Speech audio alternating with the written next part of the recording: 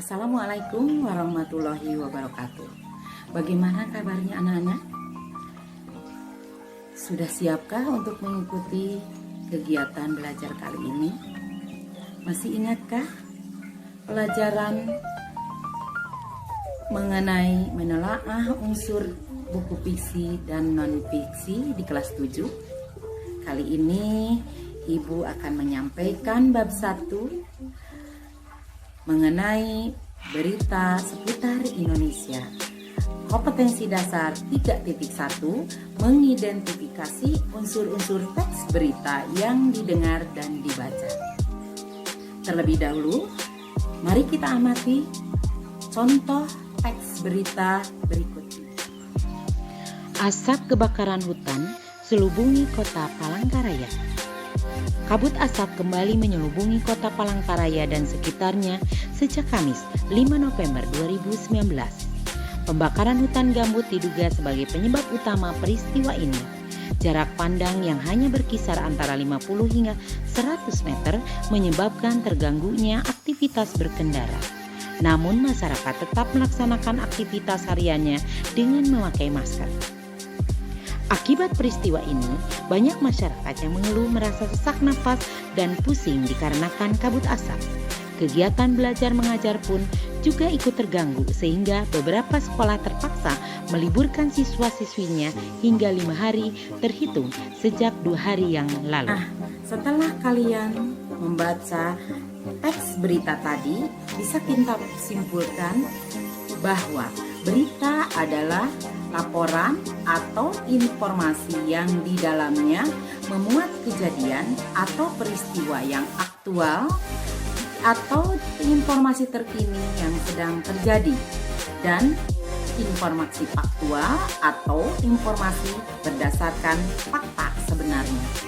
Dengan demikian, teks berita adalah teks yang melaporkan kejadian dan peristiwa atau informasi mengenai sesuatu yang telah atau sedang terjadi. Informasi yang disampaikan dalam teks berita memiliki sifat aktual dan faktual. Ada 6 unsur dalam berita. 1. Apa? 2. Di mana? 3. Kapan? 4. Siapa? 5. Mengapa? Dan 6. Bagaimana? Keenam unsur tadi dikenal dengan nama adik Simba. Selanjutnya adalah meringkas dan menyimpulkan isi berita. Apa itu meringkas, anak-anak? Meringkas adalah menjadikan ringkas yang disusun berdasarkan pokok-pokoknya, yaitu 5W plus 1H atau adik Simba. Untuk itu, Ibu akan tayangkan contoh ringkasan dari berita di atas. Silahkan kalian baca.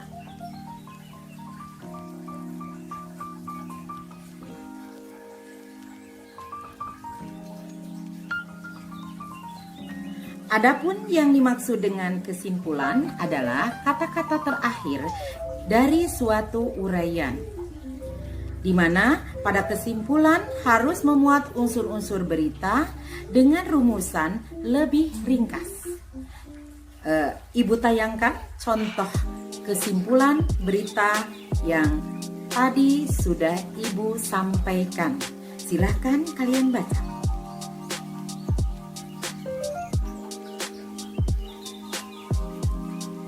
Adapun langkah-langkah menyimpulkan isi berita adalah: langkah pertama, membaca berita dengan penuh konsentrasi. Langkah kedua, mencatat pokok-pokok berita. Langkah ketiga, menyajikan pokok-pokok berita menjadi kalimat. Langkah keempat, menyimpulkan isi berita berdasarkan pokok-pokok berita. Dan langkah yang kelima, menyampaikan berita secara lisan dan tertulis. Selanjutnya adalah tanggapan terhadap isi berita. Apa itu tanggapan, anak-anak? Tanggapan adalah sambutan terhadap suatu ucapan atau isi berita. Isinya bisa berupa kritik atau komentar yang berkaitan dengan berita yang disampaikan. Akan Ibu sampaikan 2 contoh tanggapan. Perhatikan ya anak-anak. Contoh tanggapan pertama, saya kira informasi yang disampaikan berita itu cukup akurat karena isinya tidak jauh berbeda dengan informasi-informasi yang disampaikan sumber berita lain.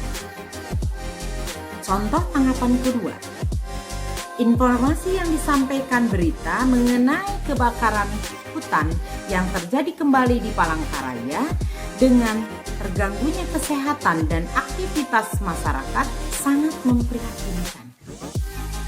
Demikianlah materi yang Ibu sampaikan kali ini. Sampai jumpa di pertemuan berikutnya. Wassalamualaikum warahmatullahi wabarakatuh.